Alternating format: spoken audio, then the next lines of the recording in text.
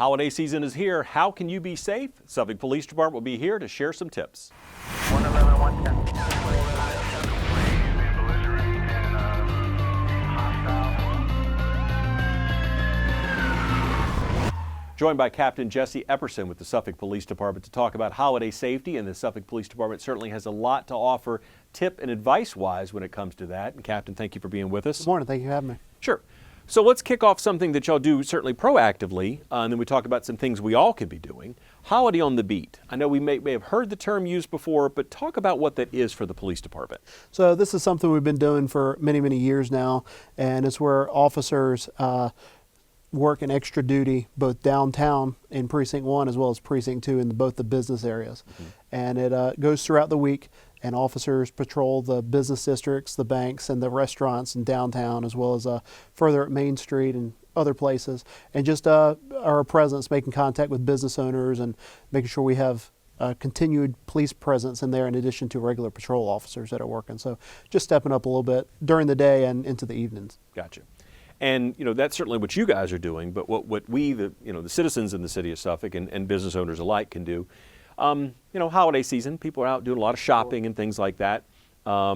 What are some good things that people need to think about when they're out shopping to be safe or keep themselves and their families safe while they're doing that? As also in the parking lots, coming and going. I mean, I know there's some basic things you can do, very simple things that can make a big difference. Sure. Unfortunately, we have to think about these things to make sure we're safe with our families while we're out and about. You want to shop as best you can during well-lit areas. Ideally, it's during the daytime. Not that crime doesn't happen during the daytime, but make sure it's well-lit, being out, and when you are traveling the parking lots, and even inside in stores as well, be cognizant of your surroundings. Crime can occur in stores as well, multiple types of crime, so be kind of aware of not only yourself, but your children or whoever you may be with in those stores. When you're traveling, from the store to the parking lot, make sure you keep track of all your valuables, not only what you just purchased, but in addition to pocketbooks, cell phones, or things of that nature. So you can keep track of those. When you get to the parking lot, get to where you're going.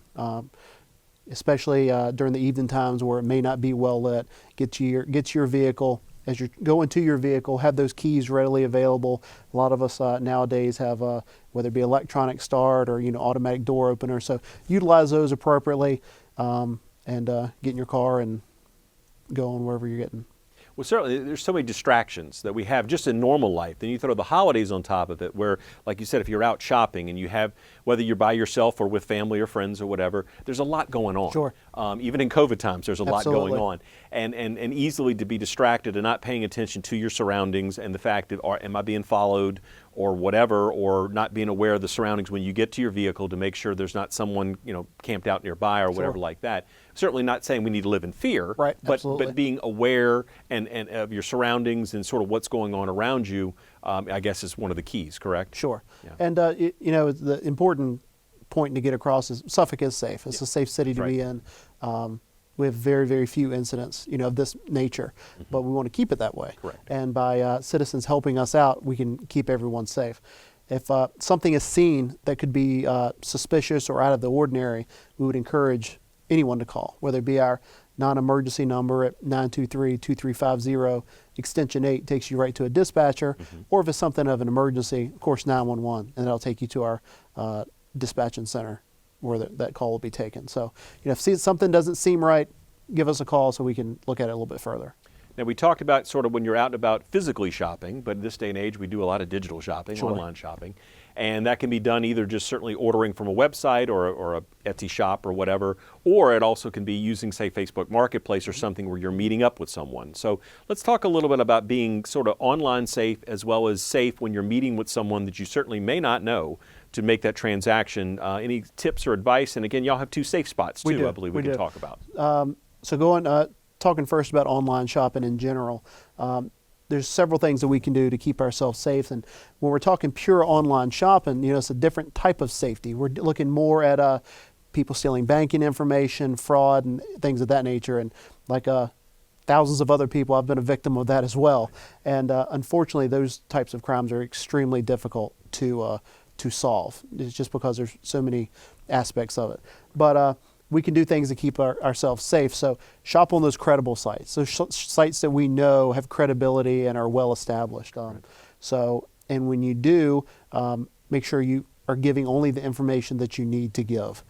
If somebody's asking for some information out of the normal, it may be a little suspect of what type of credible site you're shopping at. And we all know those credible sites that are out there and the ones that have less legitimacy to them. But moving on a little bit to a little bit of a hybrid model where you talked about Facebook Marketplace, Craigslist, OfferUp, things like that have popped up. We can find a lot of good Christmas presents on there, and I know I have as well. But that brings in addition another type of crime where we don't want to not only be victims today, but potentially victims in the future. So taking into consideration whether or not, one, you want to go to someone else's house to make a purchase, or two, have that person come to your house. So what I would recommend, and when I use those sites as well, I always go to a third-party location and making sure that site is, obviously in the evening times, well lit, traveled by other people, where you can have, other people around you, so it's not so you're kind of all alone. Sure. And also, like you alluded to, our police headquarters, which is manned 24 hours a day, and the lobby is always open, as well as our second precinct on Bridge Road, are safe spots for those types of exchanges to take place. And those are always manned and things of that nature.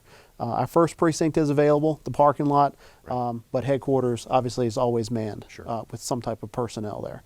So being cognizant of that, so you're not like I said, not a victim today or tomorrow, and not a victim of fraud. Right. So. Yeah. And I'm certain nobody intends for these things to happen, unless you're the person intending for them to happen, so to speak. But it's just, again, being aware, being smart, and being, like you said, do you want people coming to your house, a stranger coming to your house, whether they come in or not, they still know where you live and what the circumstances are. And again, not that everybody's out there nefarious and trying to do something. You mentioned as well, certainly we live in a very safe city. Like you said, we want to keep it that way, and doing smart things like this will help us do that and mean that you don't have the distraction of dealing with a crime incident yourself during the holiday season, which nobody wants to deal with any time of year, but especially right now. As far as while you're at home, again, with COVID times, we might not be doing as much going out and being with other people or groups of people in those instances. But if you do leave your home for holiday travel or whatever, you're going to a relative's house or whatever the case would be, certainly, practicing social distancing and wearing face coverings and everything like that, we know has been prescribed. What are some ways to kind of leave your house that it doesn't make it open for potential crime? So, people drive by all of our houses every day, and we want to make sure they're as secure as possible. So things as simple as utilizing your locks on your house. If you have multiple locks, whether deadbolt and a doorknob, make sure you use them appropriately. Make sure your windows are locked. Make sure that we're not advertising things that we may have before the holidays and after. In addition to locking your residence, make sure your car doors are locked as well, and you're not using them as a storage for presents.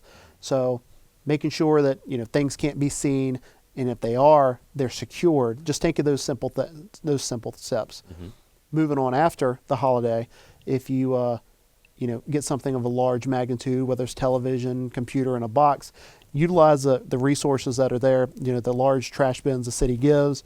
If it's cardboard within the how recycling works, use your recycling bin as well, so that they're not on the side of the road. Which if it's a bulk pickup thing, we're advertising of what you've received for Christmas, which could make it a target for burglars in the future. I know one of the keys that you just stressed, of course, the Lock It, Don't Lose It program that we've talked about for quite some time. To prevent crime from your car, whether it is you have packages in there or you keep spare change or you keep your cell phone or whatever personal items you have, the biggest step to preventing that is just lock the door. Sure. And we hear stories sometimes, I didn't lock the door in this car but I had the car next door locked, but I had the key for that car in this car, so they opened the car. Well, I've got a key. I'm going in that car, and you might deal with a car theft situation. And again, we've seen situations where neighborhoods or areas get targeted on a given night. And I would say 9 times out of 10, we're dealing with cars that are not locked. Correct. Very, very, very few instances do we have, as you call, smash and grabs. Correct. There's very infrequently. You know, we're talking 1% of the time where Right. windows may be smashed. It's more pulling on doorknobs, seeing what's open, and taking there. And you know, leaving keys in vehicle is how the vast majority of our motor vehicle theft occurs here. In addition to leaving cars running at, you know, especially now to go food, stopping at restaurants, Sure. getting to go, Sure. or this time of the year having vehicles warm up. Yeah, that's so right. if you do have your vehicle warming up, try to lock it. Have a spare key to open your car door. So it's just taking those little steps, Yeah. because most crime is crime of opportunity, Right. and that's what the criminals are taking advantage of. And we just need to deny that opportunity. Sure. Don't give them the in, so to speak, Right. if you will. I know as we wrap up here, I know certainly you want to get the message out again about not drinking and driving, being road safe when you're out and about driving. I give you a chance to kind of talk a Sure. little bit about that as well. In addition to safety with property crimes and things of that nature, we have to think about roadway safety as well. We have a lot of roads in and out of Suffolk that are well traveled, especially during the holiday season. So what we're asking is for if you're going to partake in holiday festivities, not even during the Christmas season, but in New Year's, which is close behind. That's right. If you're going to drink, don't drive. Just don't get behind the wheel. It's a very, very, very easy decision to make, and it could save you as well as someone else's life. In addition to the penalties that come as a result of DUI. So if you're gonna enjoy, don't get behind the wheel. It's very simple. Right. We do have increased patrols this time of year related to DUI enforcement, as we do throughout the year, but especially during the holidays because of the higher propensity to keep the roadways safe. And slow down. Right. Get where you're going safely. Right. Wear your seatbelt. Go the speed limit. That's what we want everybody to get where they're going safely. And unfortunately, during the holidays, we do have to work fatal traffic accidents, and it may not be fatal, but it could be severe enough to be debilitating to someone. Right. So just slow down, let everybody get where they're going. And certainly distracted driving. I know Absolutely. first of the year, new things come into play with is. with having access to the phone. Right. You basically don't want to be doing that. Sure. Period. Right. Beginning in January, there is a hands-free law that is coming into effect. That's something to think about, just several weeks away. Right, right. So again, avoid the distracted driving, whether it's impairment or whatever the circumstances are. Just eliminate that. Again, eliminate that opportunity for something Sure. to occur by being aware when you're out there on the road. We're all taught it when we learn how to drive. It's just Sure. remembering to do it as we continue to get older and Right. move through, and certainly do that. Well, Captain, I appreciate your time today to share these Thank you for holiday being here. safety tips. Again, we want everybody to have a safe and happy holiday season, and following a few of these things will certainly help you go a long way to achieving that goal for both you, your family, and your friends. Again, Captain, thank you for your time. Thank you. Appreciate it. That would do it for this edition of Safety First. I'm your host, Tim Kelly. See you next time. 111, 110.